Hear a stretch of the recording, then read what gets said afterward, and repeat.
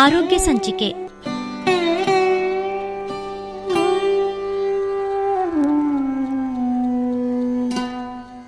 ಇಂದಿನ ಆರೋಗ್ಯ ಸಂಚಿಕೆ ಕಾರ್ಯಕ್ರಮದಲ್ಲಿ ಮಕ್ಕಳ ಆರೋಗ್ಯ, ಎಚ್ಚರಿಕೆ ಮತ್ತು ಆರೈಕೆ ಈ ಕುರಿತು ಕಲಬುರಗಿಯ ಮಕ್ಕಳ ತೀವ್ರ ನಿಗಾ ಘಟಕದ ತಜ್ಞರಾದ ಡಾಕ್ಟರ್ ಆದರ್ಶ್ ಅವಂತಿ ಅವರೊಂದಿಗೆ ಸಂದರ್ಶನ.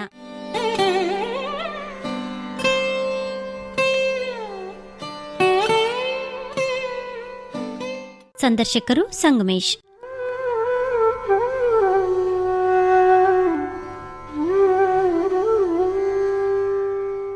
ಆತ್ಮೀಯ ಕೇಳುಗರಿಗೆಲ್ಲ ಇಂದಿನ ಆರೋಗ್ಯ ಸಂಚಿಕೆ ಕಾರ್ಯಕ್ರಮಕ್ಕೆ ಸ್ವಾಗತ. ಇಂದಿನ ಕಾರ್ಯಕ್ರಮದಲ್ಲಿ ಮಕ್ಕಳ ಆರೋಗ್ಯ, ಎಚ್ಚರಿಕೆ, ಆರೈಕೆ ಈ ವಿಷಯವಾಗಿ ಮಾತಾಡೋಣ. ಸಾಮಾನ್ಯವಾಗಿ ಮನೆಯಲ್ಲಿಯೇ ಆಗುವಂತಹ ಸಣ್ಣ ಪುಟ್ಟ ಅಪಘಾತಗಳಿಂದ, ಅವಘಡಗಳಿಂದ ಹೆಚ್ಚಿನ ತೊಂದರೆ ಉಂಟು ಮಾಡುವಂತಹ ಸಾಧ್ಯತೆ ಇರುತ್ತೆ. ಪೋಷಕರು ಮನೆಯಲ್ಲಿ ತುಂಬಾ ಕಾಳಜಿಯಿಂದ ಸೂಕ್ಷ್ಮವಾಗಿ ಇವೆಲ್ಲ ವಿಷಯಗಳನ್ನ ನೋಡ್ಕೋಬೇಕಾಗತ್ತೆ. ಈ ವಿಚಾರವಾಗಿ ಮಾತಾಡಲಿಕ್ಕೆ ನಮ್ಮ ಸ್ಟುಡಿಯೋದಲ್ಲಿ ಕಲಬುರಗಿಯ ಮಕ್ಕಳ ತೀವ್ರ ನಿಗಾ ಘಟಕದ ತಜ್ಞರಾದ ಡಾಕ್ಟರ್ ಆದರ್ಶ್ ಅವಂತಿ ಅವರಿದ್ದಾರೆ. ಡಾಕ್ಟರೇ, ನಿಮಗೆ ನಮ್ಮೆಲ್ಲ ಕೇಳುಗರ ಪರವಾಗಿ ಕಾರ್ಯಕ್ರಮಕ್ಕೆ ಸ್ವಾಗತ ಹಾಗೂ ನಮಸ್ಕಾರ. ನಮಸ್ಕಾರ ಸರ್, ಆರಂಭದಲ್ಲಿ ತಿಳಿಸಿ, ಚಿಕ್ಕ ಮಕ್ಕಳನ್ನ ಮನೆಯಲ್ಲಿ ನೋಡ್ಕೊಳ್ಳೋದು ತುಂಬಾ ಸವಾಲಿನ ಕೆಲಸ. ಎಲ್ಲ ಸ್ಮೂತ್ ಆಗಿ ನಡೆದ್ರೆ ಎಲ್ಲ ಚೆನ್ನಾಗೇ ಇರುತ್ತೆ. ಆದ್ರೆ ಕೆಲವೊಂದು ಸಣ್ಣ ಪುಟ್ಟ ಅವಘಡಗಳಾದ್ರೆ ತೊಂದರೆ ಆಗೋ ಸಾಧ್ಯತೆನೂ ಇರುತ್ತೆ. ಈಗ ಕೆಲವೊಂದ್ ಸರ್ತಿ ಏನಾಗುತ್ತೆ, ನಾವು ಇವಾಗೆಲ್ಲ ನೋಡ್ತಾ ಇದ್ದೀವಿ, ಸಿಟೀಸ್ ಅಲ್ಲಿ ಮೊದಲನೇ ಮಾಡಿ, ಎರಡನೇ ಮಾಡಿ ಈ ತರ ಕಟ್ಟಡಗಳು ಸರ್ವೇ ಸಾಮಾನ್ಯವಾಗಿರುತ್ತೆ. ಚಿಕ್ಕ ಮಕ್ಕಳಿಗೆ ಅದ ತರ ಆಟ ಆಡೋ ಮೂಡ್ ನಲ್ಲಿ ಇರ್ತಾರೆ, ಮೆಟ್ಲುಗಳನ್ನ ಹತ್ತಾರೆ, ಮೇಲ್ಗಡೆ ಹೋಗ್ತಾರೆ. ಎಲ್ಲಾದ್ರೂ ಒಂದು ಅವಕಾಶ ಸಿಕ್ಕರೆ ಅವ್ರು ಕೆಳಗಡೆ ನೋಡ್ಲಿಕ್ಕೆ ಟ್ರೈ ಮಾಡ್ತಾರೆ ಮೇಲ್ನೇ ಮಹಡಿಯಿಂದ. ಹೀಗಾಗಿ ಈ ತರ ಮಹಡಿಯಿಂದ ಸಡನ್ ಆಗಿ ಏನಾದ್ರು ಕಾಲ್ ಜಾರಿ ಕೆಳಗಡೆ ಬಿದ್ರೆ ಅದು ತುಂಬಾ ಡೇಂಜರಸ್ ಆಗಿರುತ್ತೆ ಸಿಚುವೇಶನ್. ಆ ಸಿಚುವೇಶನ್ ಅಲ್ಲಿ ಪೋಷಕರು ಏನ್ ಮಾಡ್ಬೇಕು? ಸೊ ಏನಾದ್ರೂ ಬ್ಲೀಡಿಂಗ್ ಆತರ ಇದ್ರೆ, ಸೊ ಬ್ಲೀಡಿಂಗ್ ಕಂಟ್ರೋಲ್ ಮಾಡಬೇಕು.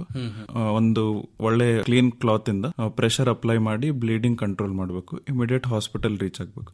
ಇನ್ ಕೇಸ್ ಮಗು ಕಾನ್ಶಿಯಸ್ ಇದ್ರೆ, ಎಚ್ಚರ ಇದ್ರೆ, ಮಾತಾಡ್ತಿದ್ರೆ, ಒಳಗಡೆ ಏನಾದ್ರೂ ಇಂಟರ್ನಲ್ ಬ್ಲೀಡಿಂಗ್ ಇದೆ ಚೆಕ್ ಮಾಡಬೇಕು. ಇಲ್ಲ ಅಂತಂದ್ರೆ ಎಲ್ಲಾದ್ರೂ ಊತ ಬಂದಿದೆ, ಕೈಗಳಿಗೆ ಎಲ್ಲಾದ್ರೂ ಫ್ರಾಕ್ಚರ್ ತರ ಏನಾದ್ರೂ ಆಗಿದೆ, ಅದು ಚೆಕ್ ಮಾಡಬೇಕು. ಆಮೇಲೆ ಇಂಟರ್ನಲ್ ಬ್ಲೀಡಿಂಗ್ ಒಳಗಡೆ, ಬ್ರೈನ್ ಒಳಗಡೆ ಏನಾದ್ರೂ ಬ್ಲೀಡಿಂಗ್ ಇದ್ರೆ ಯಾವ ತರ ಐಡೆಂಟಿಫೈ ಮಾಡಬೇಕು ಪೇರೆಂಟ್ಸ್ ಅಂತಂದ್ರೆ, ಯೂಶಲಿ ಒಂದೊಂದ್ ಸರ್ತಿ ಮಗುಗೆ ಕಂಟಿನ್ಯೂಸ್ ಆಗಿ ವಾಮಿಟಿಂಗ್ ಆಗುತ್ತೆ, ವಾಂತಿ ಬರೋದು, ಇಲ್ಲ ಅಂತಂದ್ರೆ ಪ್ರಜ್ಞೆ ತಪ್ಪೋದು, ಇಲ್ಲ ಅಂತಂದ್ರೆ ತೀರಾ ಜಾಸ್ತಿ ಏನಾದ್ರೂ ಬ್ಲೀಡಿಂಗ್ ಇದ್ರೆ ಅದರಲ್ಲಿ ಫಿಟ್ಸ್ ಬರೋ ಚಾನ್ಸಸ್ ಇರುತ್ತೆ. ಸೊ ಈ ತರ ಏನಾದ್ರೂ ಇದ್ರೆ ಇಮಿಡಿಯೇಟ್ ಹಾಸ್ಪಿಟಲ್ ಕರ್ಕೊಂಡು ಹೋಗಿ ಅಲ್ಲಿ ಟ್ರೀಟ್ಮೆಂಟ್ ತಗೊಳ್ಳಬೇಕು. ಅಂದ್ರೆ ಎಕ್ಸ್ಟರ್ನಲಿ ಕಾಣಲಾರದೇನೆ ಇಂಟರ್ನಲಿ ಕೂಡ ಡ್ಯಾಮೇಜ್ ಆಗಿರಬಹುದು. ಆ ಸಂದರ್ಭದಲ್ಲಿ ಕೆಲವು ಲಕ್ಷಣಗಳಿಂದ ಅದನ್ನ ಗುರುತಿಸಬೇಕಾಗುತ್ತೆ. ಈಗ ಇನ್ನೊಂದ್ಸರ್ತಿ ಏನಾಗುತ್ತೆ, ಮನೆಯಲ್ಲೆಲ್ಲ ಕ್ಲೀನ್ ಮಾಡಬೇಕಾದ್ರೆ ನೀರೆಲ್ಲ ಚೆಲ್ಲಿರುತ್ತೆ, ಮಕ್ಕಳು ಓಡಾಡಬೇಕಾದ್ರೆ ಕಾಲ್ ಜಾರ್ಕೊಂಡು ಬೇಡ್ಕೊಂಡು ಅವರು ತಲೆಗೆ ಚೂಪಾದ ಏನಾದ್ರು ಮಟೀರಿಯಲ್ ತಗಲ್ಬಹುದು. ಅವಾಗ ಎಕ್ಸ್ಟರ್ನಲಿ ನಮ್ಗೇನು ಅನ್ಸಲ್ಲ, ಸ್ವಲ್ಪ ಹೊತ್ತು ಮಗು ಹತ್ತು ನಾರ್ಮಲ್ ಆಗಿಬಿಡುತ್ತೆ. ಆ ಸಂದರ್ಭದಲ್ಲೂ ಇದೇ ರೀತಿ ಮಾಡ್ಬೇಕಂದ್ರೆ ಏನ್ ಲಕ್ಷಣಗಳಿರುತ್ತೆ ಅಂತ ಅಬ್ಸರ್ವ್ ಮಾಡ್ಬೇಕು. ಒಂದೊಂದ್ ಸರ್ತಿ 2 feet ಹೈಟ್ ಇಂದ ಬಿದ್ರೇನು ಈ ತರ ಲಕ್ಷಣ ಕಾಣಬಹುದು. ಚಿಕ್ಕ ಮಕ್ಕಳು ಅಂದ್ರೆ 2 ವರ್ಷ 3 ವರ್ಷಕ್ಕಿಂತ ಕೆಳಗಡೆ ಮಕ್ಕಳಿಗೆ 2 feet ಇಂದ ಬಿದ್ರೇನು ಒಳಗಡೆ ಇಂಟರ್ನಲ್ ಬ್ಲೀಡಿಂಗ್ ಆಗೋ ಚಾನ್ಸಸ್ ಇರುತ್ತೆ. ಇಲ್ಲ ಅಂತಂದ್ರೆ ಎಲ್ಲಾದ್ರೂ ಫ್ರಾಕ್ಚರ್ಸ್ ಆಗೋ ಚಾನ್ಸಸ್ ಇರುತ್ತೆ. ಇವೆಲ್ಲ ಲಕ್ಷಣಗಳು ಇದ್ರೆ ಇಮಿಡಿಯೇಟ್ ಹಾಸ್ಪಿಟಲ್ ಕರ್ಕೊಂಡು ಬರು. ಈಗ ಕೆಲವೊಂದ್ ಸರ್ತಿ ಏನಾಗುತ್ತೆ, ಚಿಕ್ಕ ಮಕ್ಕಳು ಸ್ನಾನ ಮಾಡಬೇಕಾದ್ರೆ ಅವರಿಗೆ ಬಾತ್ ಟಬಲ್ ಸ್ನಾನ ಮಾಡಿಸ್ತಿರ್ತೀವಿ. ಕೆಲವೊಂದ್ ಸರ್ತಿ ಅವ್ರ ಹಿರಿಯರೆಲ್ಲ ಬೇರೆ ಕೆಲಸದಲ್ಲಿ ಬ್ಯುಸಿ ಆಗಿರ್ತಾರೆ, ಅವರಾಗಿ ಹೋಗಿ ನೀರ್ ತುಂಬಿಕೊಂಡು ಕೆಲವೊಂದ್ ಸರ್ತಿ ಅಲ್ಲಿ ಮುಳುಗೋ ಸಾಧ್ಯತೆನೂ ಇರುತ್ತೆ ಅವರು ಚಿಕ್ಕ ಮಕ್ಕಳು. ಅವಾಗ ಪೋಷಕರು ಯಾವ ರೀತಿ ಕಾಳಜಿಯನ್ನು ವಹಿಸಬೇಕು ನೋಡಿದ ನಂತರ? ಇಮಿಡಿಯೇಟ್ಲಿ ಯಾವಾಗ್ಲೂ ಏನಂತಂದ್ರೆ, ಮಕ್ಕಳಿಗೆ ಒಬ್ಬರೇ ಬಾತ್ರೂಮ್ ಅಲ್ಲಿ ಬಿಡೋದು ಉತ್ತಮ ಅಲ್ಲ. ಯಾವಾಗ್ಲೂ ಯಾರಾದ್ರೂ ಒಬ್ರು ಅವ್ರ ಜೊತೆ ಇದ್ದರೆ ಬಾತ್ರೂಮ್ ಅಲ್ಲಿ ಬಿಡಬೇಕು. ಆಮೇಲೆ ಇಮಿಡಿಯೇಟ್ ಏನಾದ್ರೂ ಮಕ್ಕಳು ಒಳಗಡೆ ಬಿದ್ದಿದ್ರೆ, ಮಕ್ಕಳು ಕಾನ್ಶಿಯಸ್ ಇರ್ಲಿಲ್ಲ ಅಂತಂದ್ರೆ CPR ಇಲ್ಲ ಅಂತಂದ್ರೆ ಮೌತ್ ಟು ಮೌತ್ ಬ್ರೀದಿಂಗ್ ಕೊಡೋದು. ಅದು ಬೇಸಿಕ್ ಟ್ರೈನಿಂಗ್ ಗೊತ್ತಿದ್ರೆ ಉತ್ತಮ. ಇಲ್ಲ ಅಂತಂದ್ರೆ ಮಗು ಅನ್ಕಾನ್ಶಿಯಸ್ ಇದ್ರೆ ಇಮಿಡಿಯೇಟ್ಲಿ ಹಾಸ್ಪಿಟಲ್ಗೆ ಕರ್ಕೊಂಡು ಬರ್ಬೇಕು. ಯೂಶಲಿ ಒಳಗಡೆ ಲಂಗ್ಸ್ ಅಲ್ಲಿ ನೀರ್ ಹೋಗೋ ಚಾನ್ಸಸ್ ಇರುತ್ತೆ. ಸೊ ಅದು ತೆಗೆಯೋದು ಮನೇಲಿ ಆಗಲ್ಲ. ಸೊ ಇಮಿಡಿಯೇಟ್ಲಿ ಹಾಸ್ಪಿಟಲ್ ಕರ್ಕೊಂಡು ಬರ್ಬೇಕು. ಕೆಲವೊಂದ್ಸರ್ತಿ ಈ ಮನೆ ಸಂಪ್ಗಳಲ್ಲೂ ಕೂಡ ಕೆಲವೊಂದ್ಸರ್ತಿ ಓಪನ್ ಇಟ್ಟಿರ್ತಾರೆ ಏನೋ ಕಾರಣಕ್ಕಾಗಿ, ಅಲ್ಲೂ ಕೂಡ ಮಕ್ಕಳು ಬೀಳೋ ಸಾಧ್ಯತೆ ಇರುತ್ತೆ. ಅವಾಗ್ಲೂ ಇದೇ ಸಿಚುವೇಶನ್ ಅಲ್ವಾ? ಇದೇ ಸಿಚುವೇಶನ್. ಅಂದ್ರೆ ಅವರು ಮುಳುಗಿರೋದ್ರಿಂದ ತುಂಬಾ ಸಮಸ್ಯೆ ಆಗುತ್ತಲ್ಲ, ಅವರಿಗೆ ತುಂಬಾ ಭಯ ಆಗುತ್ತೆ. ಅದರಿಂದ ಅವ್ರ ಮೆಂಟಲ್ ಸ್ಟೇಟಸ್ ಅಲ್ಲೂ ತುಂಬಾ ಪರಿಣಾಮ ಆಗುತ್ತೆ. ಹೌದು. ಹೀಗಾಗಿ ಅವರಿಗೆ ಇಮಿಡಿಯೇಟ್ ಅಂದ್ರೆ ತುಂಬಾ ಆದಷ್ಟು ಬೇಗ ನೋಡಿ CPR ಅಂತ ಹೇಳಿದ್ರಲ್ಲ, CPR ಅದನ್ನ ಮಾಡಬೇಕು. ಇಲ್ಲಾಂದ್ರೆ ಇಮಿಡಿಯೇಟ್ ಆಗಿ ಕರ್ಕೊಂಡು ಹೋಗ್ಬೇಕು. CPR ಬಗ್ಗೆ ಏನಾದ್ರೂ ಗೊತ್ತಿದ್ರೆ ಮನೆಯಲ್ಲಿ ಆಂಬ್ಯುಲೆನ್ಸ್ ಬರೋದಕ್ಕಿಂತ ಮುಂಚೆ CPR ಕೊಡ್ಬೋದು. ಇಲ್ಲ ಅಂತಂದ್ರೆ ಇಮಿಡಿಯೇಟ್ ಹಾಸ್ಪಿಟಲ್ ಕರ್ಕೊಂಡು. ಈ ಮಕ್ಕಳಿಗೆ ನೀವು ಇನ್ನೊಂದು ಈ ಗುಡ್ ಟಚ್ ಬ್ಯಾಡ್ ಟಚ್ ಬಗ್ಗೆ ತುಂಬಾ ಶಾಲೆಯಲ್ಲೆಲ್ಲ ಟೀಚ್ ಮಾಡ್ತಿರ್ತಾರೆ. ಅದ್ರ ಪ್ರಾಮುಖ್ಯತೆ ಏನು? ಯೂಶಲಿ ಸೆಕ್ಷುವಲ್ ಹರಾಸ್ಮೆಂಟ್ ಅಂತ ಹೇಳ್ತೀವಿ ಮಕ್ಕಳಲ್ಲಿ. ಸೊ ಅದರಿಂದ ಮಕ್ಕಳಿಗೆ ಏನ್ ಕಲಿಸಬಹುದು ಅಂತಂತಂದ್ರೆ, ಯಾವ್ಯಾವ ಬಾಡಿ ಪಾರ್ಟ್ಸ್ ಮುಟ್ಟಿದ್ರೆ ಅದು ಗುಡ್ ಟಚ್, ಯಾವ್ಯಾವ ಬಾಡಿ ಪಾರ್ಟ್ಸ್ ಸ್ಟ್ರೇಂಜರ್ಸ್ ಮುಟ್ಟಿದ್ರೆ ಅದು ಬ್ಯಾಡ್ ಟಚ್ ಅಂತ ಹೇಳ್ಕೊಡ್ಬೇಕು. ಯೂಶಲಿ ಚೆಸ್ಟ್ ಮತ್ತೆ ಹೊಟ್ಟೆ ಕೆಳಗಡೆನ ಭಾಗ ಮತ್ತೆ ಬೆನ್ ಕೆಳಗಡೆ ಇರೋ ಭಾಗ ಅದೆಲ್ಲ ಬ್ಯಾಡ್ ಟಚ್ ಅಂತ ಹೇಳ್ತೀವಿ. ಅಲ್ಲಿ ಸ್ಟ್ರೇಂಜರ್ಸ್ ಯಾರಾದ್ರೂ ಅಲ್ಲಿ ಮುಟ್ಟಿದ್ರೆ ಇಮಿಡಿಯೇಟ್ಲಿ ಪೋಷಕರಿಗೆ ಅಥವಾ ಸ್ಕೂಲಲ್ಲಿ ಇದ್ರೆ ಟೀಚರ್ಸ್ಗೆ, ಇಲ್ಲ ಟೀಚರ್ಸ್ ಆ ತರ ಮಾಡ್ತಿದ್ರೆ ಮನೆಗೆ ಬಂದು ಪೇರೆಂಟ್ಸ್ಗೆ ಹೇಳೋದು ಇದು.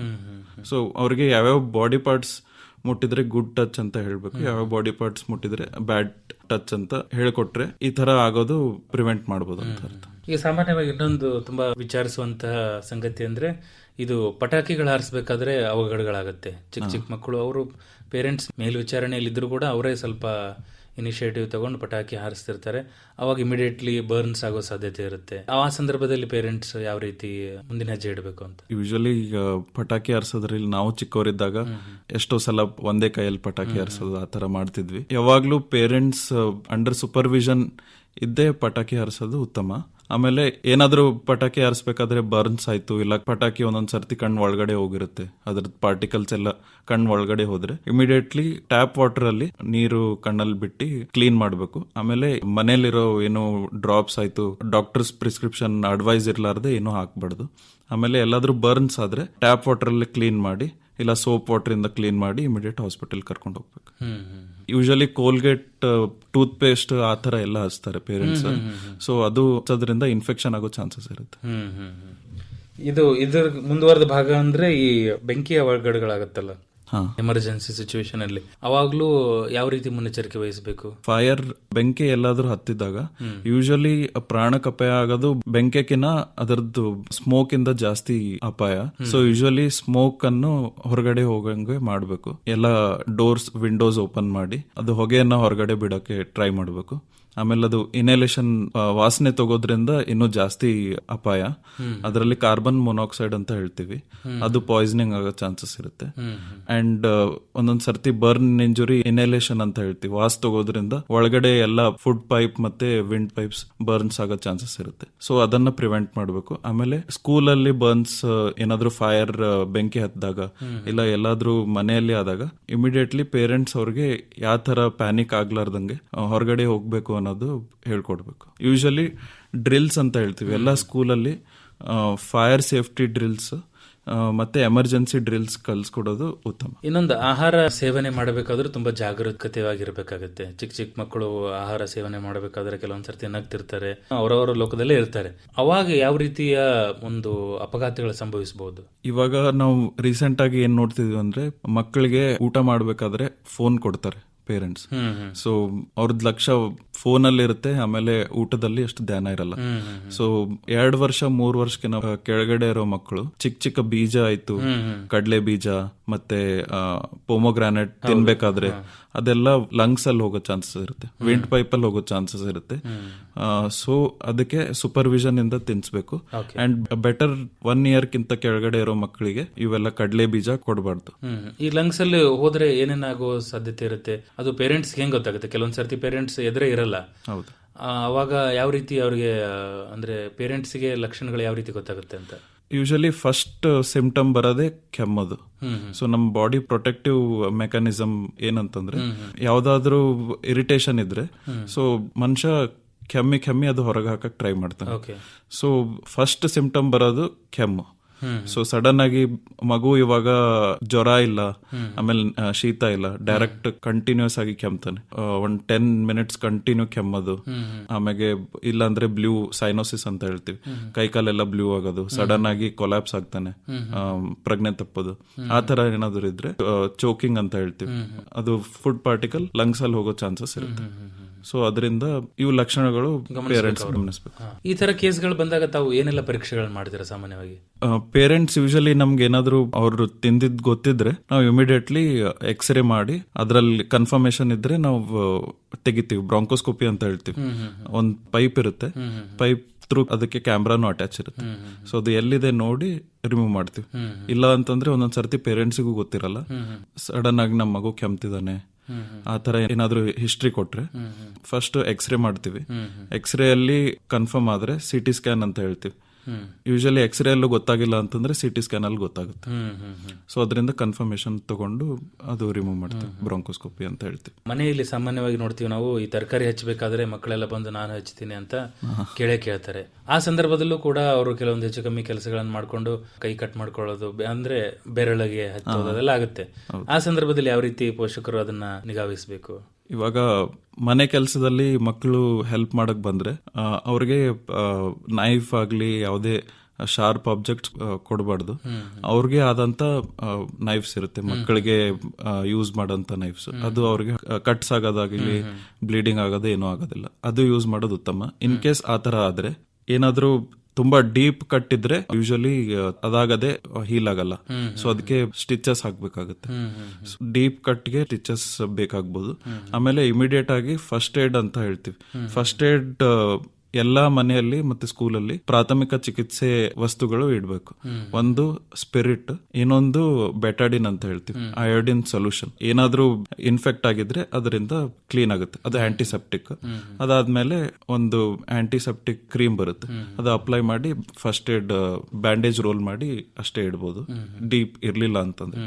ಆಮೇಲೆ ಯೂಶಲಿ ರಸ್ಟ್ ಆಗಿರೋ ನೈಫ್ ಇಲ್ಲ ಅಂತಂದ್ರೆ ಯಾವ್ದಾದ್ರು ನೇಲ್ಸ್ ಇರ್ಬೋದು ರಸ್ಟ್ ಆಗಿರೋದು, ಅದು ಇದ್ರೆ ಟೆಟನಸ್ ಇಂಜೆಕ್ಷನ್ ತಗೋಬೇಕಾಗುತ್ತೆ. ಮಾತ್ರ ಟಿಟಿ ಇಂಜೆಕ್ಷನ್, ಇಲ್ಲಂದ್ರೆ ಇಲ್ವಲ್ಲ? ಇಲ್ಲ. ಯೂಶಲಿ ಐರನ್ ವಸ್ತುವಿಂದ ಸ್ಪ್ರೆಡ್ ಆಗೋ ಚಾನ್ಸಸ್ ಇರುತ್ತೆ. ಡಸ್ಟ್ ಆಮೇಲೆ ಐರನ್. ಸ್ಟೇನ್ಲೆಸ್ ಸ್ಟೀಲ್ ಇಂದ ಟೆಟನಸ್ ಸ್ಪ್ರೆಡ್ ಆಗಲ್ಲ. ಈಗ ಇನ್ನೊಂದು ದೊಡ್ಡ ಸಮಸ್ಯೆ ಅಂದ್ರೆ ಈ ಹುಡುಗರು ಕಾಯಿನ್ಸ್ ಜೊತೆ ಆಟ ಆಡ್ತಾರೆ, ಮತ್ತೆ ಈ ಸಣ್ಣ ಸಣ್ಣ ಬ್ಯಾಟ್ರಿ ಸೆಲ್ಗಳ ಜೊತೆ ಆಟ ಆಡ್ತಾರೆ. 24/7 ನಿಗಾ ಇಡೋದಂತೂ ಕಷ್ಟನೇ ಆಗುತ್ತೆ ಕೆಲವೊಂದ್ ಸರ್ತಿ. ಅವರು ಅದನ್ನ ನುಂಗ್ ಬಿಟ್ರೆ ಕೆಲವೊಂದ್ ಸರ್ತಿ ಅಪ್ಪ ಅಮ್ಮ ಬೈತಾರೆ ಅಂತ ಹೇಳಲ್ಲ, ಸುಮ್ಮನೆ ಇರ್ತಾರೆ. ಆಮೇಲೆ ಏನೋ ಸ್ವಲ್ಪ ಕಾಂಪ್ಲಿಕೇಶನ್ ಆದ್ಮೇಲೆ ಹೇಳ್ತಾರೆ. ಆ ಸಂದರ್ಭದಲ್ಲಿ ಆ ಥರ ಹುಡುಗರು ಏನಾದರೂ ನುಂಗಿದಾಗ ಅಥವಾ ಗಂಟಲಲ್ಲಿ ಸಿಲ್ಕೊಂಡಾಗ ಏನ್ ಮಾಡ್ಬೇಕು ಪೇರೆಂಟ್ಸ್? ಆ ತರ ಏನಾದ್ರೂ ಹಿಸ್ಟ್ರಿ ಕೊಟ್ರೆ ಉತ್ತಮ. ಹುಡುಗರು ಆ ತರ ಏನೂ ಹೇಳಿಲ್ಲ ನಾನೇನು ನುಂಗಿದ್ದು ಅಂತಂದ್ರೆ ಯೂಶಲಿ ಕಾಯಿನ್ಸ್ ಆಗ್ಲಿ ಬೇರೆ ಯಾವ್ದಾದ್ರು ವಸ್ತು ಆಗ್ಲಿ ಹೊಟ್ಟೆಯಲ್ಲಿ ಹೋದ್ರೆ ಅದಾಗದೆ ಮೋಷನ್ ಅಲ್ಲಿ ಬಂದ್ಬಿಡುತ್ತೆ 2 days ಅಲ್ಲಿ. ಬಟ್ ಬಟನ್ ಬ್ಯಾಟ್ರೀಸ್ ಆಗ್ಲಿ ಇಲ್ಲ ಬೇರೆ ಯಾವ್ದಾದ್ರು ಶೆಲ್ ಬ್ಯಾಟ್ರೀಸ್ ಹೊಟ್ಟೆಯಲ್ಲಿ ಹೋದ್ರೆ ಪರ್ಫೊರೇಷನ್ ಆರ್ ಅಲ್ಸರ್ ಅಂತ ಹೇಳ್ತೀವಿ. ಅಂದ್ರೆ ಅದರದ್ದು ಕೆಮಿಕಲ್ಸ್ ಎಲ್ಲ ರಿಲೀಸ್ ಆಗಿ ಹೊಟ್ಟೆಗೆ ಅದರದ್ದು ಲೇಯರ್ ಕಿತ್ ಹೋಗಿ ಅದು ಅಲ್ಸರ್ ಆಗೋ ಚಾನ್ಸಸ್ ಇರುತ್ತೆ. ಸೊ ಅದು ಬಹಳ ಸೂಕ್ಷ್ಮ ಇರಬೇಕು. ಇಮಿಡಿಯೇಟ್ಲಿ ಹಾಸ್ಪಿಟಲ್ ಹೋಗಿ ಅದನ್ನು ಯಾವ ತರ ಈ ಬ್ರಾಂಕೋಸ್ಕೋಪಿ ವಿಂಡ್ ಪೈಪ್ ಅಲ್ಲಿ ನಾವು ಪೈಪ್ ಹಾಕಿ ತೆಗಿತೀವಿ ಆ ತರಾನೇ ಎಂಡೋಸ್ಕೋಪಿಯಿಂದ ಅದು ತೆಗಿಬೇಕಾಗುತ್ತೆ. ಆಮೇಲೆ ಅಲ್ಸರ್ಗೆ ಟ್ರೀಟ್ಮೆಂಟ್ ಮತ್ತೆ ಆಮೇಲೆ ಮಾಡಬಹುದಾ? ಅದರ ನೆಕ್ಸ್ಟ್ ರಿಮೂವ್ ಮಾಡಿದ್ಮೇಲೆ ಪರ್ಫೊರೇಷನ್ ಮುಂದೆ ಹೀಲ್ ಆಗಂಗೆ ಟ್ರೀಟ್ಮೆಂಟ್ ಇರುತ್ತೆ. ಮತ್ತೆ ಕೆಲವೊಂದ್ ಸರ್ತಿ ಏನಾಗುತ್ತೆ, ಈ ಮನೆ ಕ್ಲೀನ್ ಮಾಡ್ಲಿಕ್ಕೆ ನಾವು ಕೆಲವೊಂದು ರಾಸಾಯನಿಕಗಳನ್ನೆಲ್ಲ ಬಳಸ್ತೀವಿ. ಹಿರಿಯರ ಔಷಧಿಗಳಿರುತ್ತೆ, ತಗೊಂಡು ಅಲ್ಲೇ ಎಲ್ಲೋ ಟೇಬಲ್ ಮೇಲೆ ಇಟ್ಟಿರ್ತಾರೆ, ಅದನ್ನು ಮಕ್ಕಳು ಸೇವನೆ ಮಾಡೋ ಸಾಧ್ಯತೆ ಇರುತ್ತೆ. ಅವರಿಗೆ ಎಲ್ಲದರಲ್ಲೂ ಕುತೂಹಲ ಇರುತ್ತೆ, ಈ ಕೆಮಿಕಲ್ ಯಾವ ರೀತಿ ಟೇಸ್ಟ್ ಇರುತ್ತೆ ಅಂತ, ಅದನ್ನು ಅವರು ಟೇಸ್ಟ್ ಮಾಡೋ ಸಾಧ್ಯತೆ ಇರುತ್ತೆ. ಈ ಸಂದರ್ಭದಲ್ಲಿ ಅವ್ರಿಗೆ ಎಷ್ಟು ಡೇಂಜರಸ್ ಇರುತ್ತೆ ಅಂತ ಹೇಳ್ತೀರಾ? ಇವಾಗ ನಾರ್ಮಲಿ ಕಿರಾಣಾ ಸ್ಟೋರ್ ಅಲ್ಲಿ ಹೋಗ್ತೀವಿ, ಅದರಲ್ಲಿ ಟಾಯ್ಲೆಟ್ ಕ್ಲೀನ್ ಮಾಡೋ ಆಸಿಡ್ ನಾರ್ಮಲಿ ಬಿಸ್ಲರಿ ವಾಟರ್ ಅಲ್ಲಿ ಇಟ್ಟಿರ್ತಾರೆ. ಸೊ ಆ ತರ ವಸ್ತು ತೊಗೊಂಬರೋದು ತುಂಬಾ ಅಪಾಯಕಾರಿ. ಸೊ ಅದು ಮನೇಲಿ ಇಡಬಾರ್ದು. ಆಮೇಲೆ ಕ್ಲೀನಿಂಗ್ ಐಟಮ್ಸ್ ಯಾವುದೇ ವಸ್ತು ಆಗ್ಲಿ ಕೆಮಿಕಲ್ ಐಟಮ್ಸ್ ಯೂಶಲಿ ಮಕ್ಕಳ ರೀಚ್ ಇಂದ ಹೊರಗಡೆ ಇರಬೇಕು, ಸ್ವಲ್ಪ ದೂರದಲ್ಲಿ ಅವರಿಗೆ ಸಿಗ್ಲಾರ್ದಂಗೆ ಮೇಲ್ಗಡೆ ಇಡಬೇಕು. ಅಂಡ್ ಹಿರಿಯರು ತಗೋ ಟ್ಯಾಬ್ಲೆಟ್ಸ್ ಆಗ್ಲಿ ಯೂಶಲಿ ಅವ್ರ ಮಕ್ಕಳು ನೋಡ್ತಾರೆ, ಅವ್ರಿಗೊಂದು ಕ್ಯೂರಿಯಾಸಿಟಿ ಯಾವ ತರ ಏನಿದೆ ಇದರಲ್ಲಿ ತಿನ್ಬೋದಾ ಏನೋ ಅಂತ ನೋಡಿ ಯೂಶಲಿ ಬಾಕ್ಸಸ್ ಅಲ್ಲಿ ಇಡಬೇಕು, ಇಲ್ಲ ಅಲ್ಮಾರಿಯಲ್ಲಿ ಇಡಬೇಕು. ಇನ್ ಕೇಸ್ ಆತರ ಏನಾದ್ರು ತಿಂದಿದ್ರೆ ಯಾವ್ದು ಟ್ಯಾಬ್ಲೆಟ್ ತಗೊಂಡಿದ್ದಾರೆ ಅದರದ್ದು ಟ್ಯಾಬ್ಲೆಟಿನ ಹೊರಗಡೆ ಕವರ್ ತಗೊಂಡ್ಬಂದು ಡಾಕ್ಟರ್ಗೆ ತೋರಿಸಿದ್ರೆ ಅದರಿಂದ ಏನೇನ್ ಕಾಂಪ್ಲಿಕೇಶನ್ ಆಗೋದಿರುತ್ತೆ ಅದು ನೋಡಿ ಅಬ್ಸರ್ವ್ ಮಾಡಬಹುದು. ಇಲ್ಲ ಅಂತಂದ್ರೆ ಕೆಮಿಕಲ್ಸ್ ಸೇವನೆ ಮಾಡಿದ್ರೆ ಟಾಯ್ಲೆಟ್ ಕ್ಲೀನ್ ಮಾಡೋ ಕೆಮಿಕಲ್ ಆಗ್ಲಿ ಇಲ್ಲ ಆಸಿಡ್ಸ್ ಕ್ಲೀನ್ ಮಾಡೋ ವಸ್ತು ಸೇವನೆ ಮಾಡಿದ್ರೆ ಯೂಶಲಿ ಅದನ್ನು ಪರ್ಫೊರೇಷನ್ ಆಗೋ ಚಾನ್ಸಸ್ ಇರುತ್ತೆ, ಅಲ್ಸರ್ ಆಗೋ ಚಾನ್ಸಸ್ ಇರುತ್ತೆ. ಸೊ ಅದಕ್ಕೆ ಯೂಶಲಿ ಪೇರೆಂಟ್ಸ್ ಏನ್ ಮಾಡ್ತಾರೆ, ಏನಾದ್ರೂ ಕೆಮಿಕಲ್ಸ್ ನುಂಗಿದ್ರೆ ವಾಮಿಟಿಂಗ್ ಮಾಡ್ಸೋಣ, ವಾಂತಿ ಮಾಡಿಸಿದ್ರೆ ಎಲ್ಲ ಹೊರಗಡೆ ಬಂದ್ಬಿಡುತ್ತೆ ಅಂತ ಯೂಶಲಿ ಮಾಡ್ತಾರೆ. ಬಟ್ ಯೂಶಲಿ ಕೆಮಿಕಲ್ಸ್ ಇಂದ ವಾಮಿಟಿಂಗ್ ಮಾಡಿದ್ರೆ ಇನ್ನೂ ಜಾಸ್ತಿ ಕಾಂಪ್ಲಿಕೇಶನ್ ಆಗುತ್ತೆ. ಸೊ ವಾಮಿಟಿಂಗ್ ಮಾಡಿಸ್ಬಾರ್ದು, ಅದಾಗದೆ ತಾನೇ ಕ್ಲೀನ್ ಆಗ್ಲಿ ಅಂತ ಬಿಡ್ಬೇಕು ಅಂಡ್ ಹಾಸ್ಪಿಟಲ್ ಕರ್ಕೊಂಡು ಬರ್ಬೇಕು. ಈಗ ಇನ್ನೊಂದು ಸಾಮಾನ್ಯವಾಗಿ ಬೀದಿ ನಾಯಿಗಳ ಸಂಖ್ಯೆ ಜಾಸ್ತಿ ಆಗ್ತಾ ಇದೆ. ಮಕ್ಕಳಿಗೆ ಹೊರಗಡೆ ಆಟ ಆಡ್ಲಿಕ್ಕೆ ಕರ್ಕೊಂಡು ಹೋದಾಗ ತುಂಬಾ ಎಚ್ಚರಿಕೆಯಿಂದ ಪೇರೆಂಟ್ಸ್ ಇರಬೇಕಾಗುತ್ತೆ.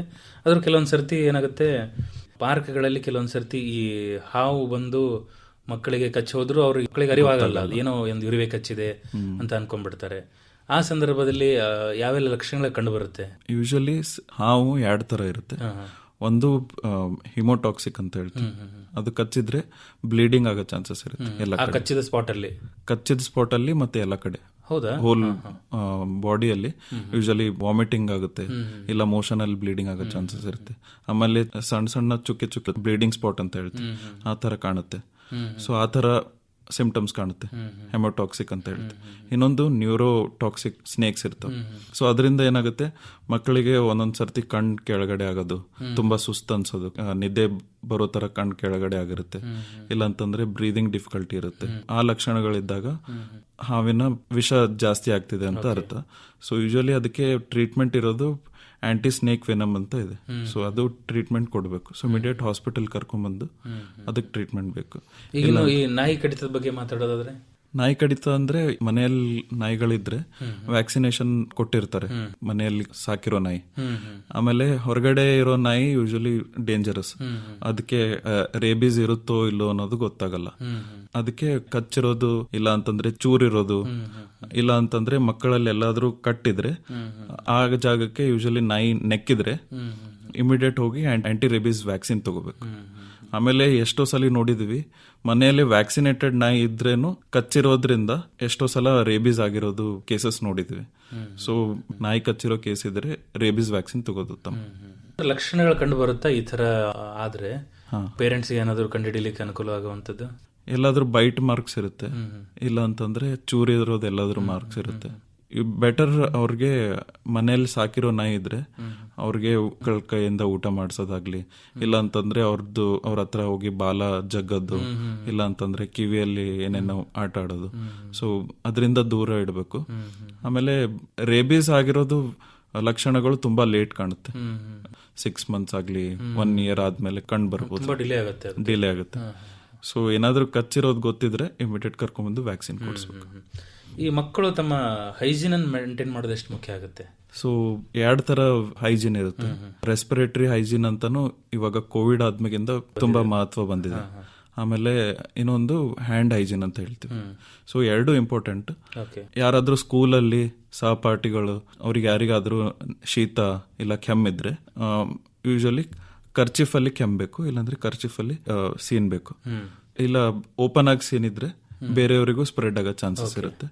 ಆಮೇಲೆ ಹ್ಯಾಂಡ್ ಹೈಜೀನ್ ಅಂತಂದ್ರೆ ಯಾವಾಗಾದ್ರೂ ಆಟ ಆಡ್ ಬಂದ್ರು, ಇಲ್ಲ ಅಂತಂದ್ರೆ ಊಟದಕ್ಕಿಂತ ಮುಂಚೆ 30 seconds ತನಕ ಹ್ಯಾಂಡ್ ಕ್ಲೀನ್ ಮಾಡಬೇಕು, ಸೋಪಿಂದ ಕ್ಲೀನ್ ಮಾಡಿ ವಾಶ್ ಮಾಡಬೇಕು.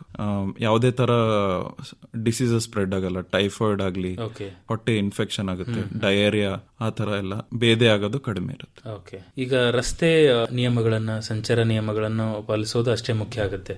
ಯಾಕಂದ್ರೆ ಈಗ ಈ ಬಿಸಿ ಲೈಫ್ ಅಲ್ಲಿ ಎಲ್ರಿಗೂ ಬೇಗ ಹೋಗ್ಬೇಕು ಅನ್ನೋದು ಒಂಥರ ತವಕ ಇದ್ದೇ ಇರುತ್ತೆ. ಈ ಸಂದರ್ಭದಲ್ಲೂ ಅನೇಕ ಅವಘಡಗಳಾಗುತ್ತೆ. ಅವಾಗ ಯಾವ ರೀತಿ ಮುನ್ನೆಚ್ಚರಿಕೆ ವಹಿಸಬೇಕು? ಯಾವುದೇ ತರ ಎಚ್ಚರಿಕೆ ವಹಿಸ್ಬೇಕಂದ್ರೆ ಮಕ್ಕಳಲ್ಲಿ ಹಿರಿಯರು ಜೊತೆಗೆ ಹೊರಗಡೆ ಬಿಡಬೇಕು. ಅವ್ರ ಸೂಪರ್ವಿಷನ್ ಅಲ್ಲೇ ಅವ್ರ ಹೊರಗಡೆ ಹೋಗಿರ್ಬೇಕು. ಅಂಡ್ ಯಾವಾಗ್ಲೂ ರೋಡ್ ಕ್ರಾಸ್ ಮಾಡ್ಬೇಕಾದಲ್ಲಿ 2 ಕಡೆ ಬಲ ಮತ್ತು ಎಡ 2 ಕಡೆ ನೋಡಿ ಕ್ರಾಸ್ ಮಾಡಬೇಕು. ಅಂಡ್ ಇನ್ ಕೇಸ್ ಎಲ್ಲಾದ್ರೂ ಜಿಬ್ರಾ ಕ್ರಾಸಿಂಗ್ ಇದ್ರೆ ಜಿಬ್ರಾ ಕ್ರಾಸಿಂಗ್ ಯೂಸ್ ಮಾಡಬೇಕು. ಆಮೇಲೆ ಹೆಲ್ಮೆಟ್ ಧರಿಸಬೇಕು. ಯೂಶಲಿ ಇವಾಗ ಗುಲ್ಬರ್ಗಾ ಅಲ್ಲಿ ಹೆಲ್ಮೆಟ್ ಕಡ್ಡಾಯ ಮಾಡಿದ್ದಾರೆ. 2 wheelers ಅವರಿಗೆ ಹೆಲ್ಮೆಟ್ ಕಡ್ಡಾಯ ಮಾಡಿದ್ದಾರೆ. ಮಕ್ಕಳಿಗೂ ಹೆಲ್ಮೆಟ್ಸ್ ಬರುತ್ತೆ. ಸೊ ಮಕ್ಕಳಲ್ಲಿ ಹೆಲ್ಮೆಟ್ಸ್ ಅನ್ನು ಕಡ್ಡಾಯವಾಗಿ ಧರಿಸಬೇಕು. ಆಮೇಲೆ ಟ್ರಿಪಲ್ ರೈಡಿಂಗ್ ಅವಾಯ್ಡ್ ಮಾಡಬೇಕು. ಯೂಶಲಿ ಪೇರೆಂಟ್ಸ್ ಎಷ್ಟೋ ಸಲ ನೋಡಿರ್ತೀವಿ 2 wheelers ಮೇಲೆ 4 ಜನ ಹೋಗೋದು, 3 ಜನ ಹೋಗೋದು, ಅದು ಅವಾಯ್ಡ್ ಮಾಡಬೇಕು. ಮಕ್ಕಳು ಸೈಕಲ್ ಓಡಿಸ್ಬೇಕಾದ್ರೂ ಅದರದ್ದೇ ಹೆಲ್ಮೆಟ್ ಬರುತ್ತೆ, ಅದು ಯೂಸ್ ಮಾಡಬೇಕು. ಆಮೇಲೆ ಪ್ರೊಟೆಕ್ಟಿವ್ ಗೇರ್ಸ್ ಯೂಸ್ ಮಾಡಬೇಕು. ಕೈಯಲ್ಲೆಲ್ಲಾದ್ರೂ ಬಿದ್ರೆ ಚರ್ಚದ ಆದಲ್ಲಿ ಅದಕ್ಕೆ ಪ್ರೊಟೆಕ್ಟಿವ್ ಗೇರ್ಸ್ ಅಂತ ಬರುತ್ತೆ, ಕೈಗೆ ಹಾಕೊಳ್ಳೋ ಗೇರ್ಸ್, ಅದೆಲ್ಲ ಯೂಸ್ ಮಾಡ್ತಾರೆ. ಕಾರ್ಯಕ್ರಮದ ಕೊನೆ ಹಂತದಲ್ಲಿದ್ದೀವಿ. ಕೊನೆಯದಾಗಿ ಮಕ್ಕಳ ಸುರಕ್ಷಿತ ಬೆಳವಣಿಗೆಗೆ ಮನೆಯಲ್ಲಾಗ್ಲಿ, ಮನೆ ಹೊರಗಡೆ ಆಗ್ಲಿ, ಶಾಲೆಯಲ್ಲಾಗ್ಲಿ ಯಾವ ರೀತಿ ಕಾಳಜಿ ವಹಿಸ್ಬೇಕಂತ ಈಗಾಗಲೇ ಡಿಟೇಲ್ ಆಗಿ ಹೇಳಿದ್ರಿ. ಕೊನೆಯ ಸಂದೇಶ ಏನ್ ಹೇಳ್ತೀರಾ? ಕೊನೆಯ ಸಂದೇಶ ಏನಂದ್ರೆ 5 ವರ್ಷದ ಕೆಳಗಡೆ ಮಕ್ಕಳಿಗೆ ಯಾವಾಗ್ಲೂ ತುಂಬಾ ನಿಗಾದಲ್ಲಿ ಇಟ್ಕೋಬೇಕು.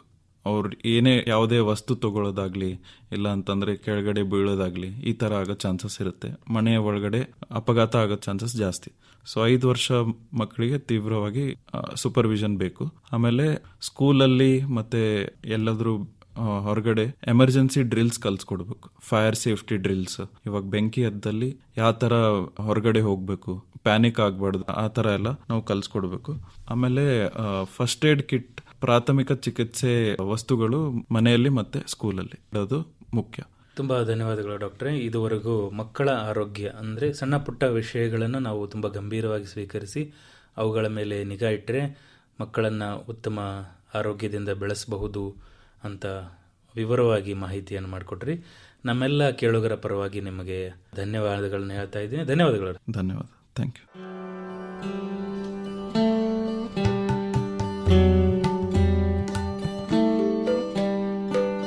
ಇದುವರೆಗೆ ಆರೋಗ್ಯ ಸಂಚಿಕೆಯಲ್ಲಿ ಮಕ್ಕಳ ಆರೋಗ್ಯ, ಎಚ್ಚರಿಕೆ ಮತ್ತು ಆರೈಕೆ ಈ ಕುರಿತು ಕಲಬುರಗಿಯ ಮಕ್ಕಳ ತೀವ್ರ ನಿಗಾ ಘಟಕದ ತಜ್ಞರಾದ ಡಾಕ್ಟರ್ ಆದರ್ಶ್ ಅವಂತಿ ಅವರೊಂದಿಗೆ ಸಂದರ್ಶನ ಕೇಳಿದಿರಿ.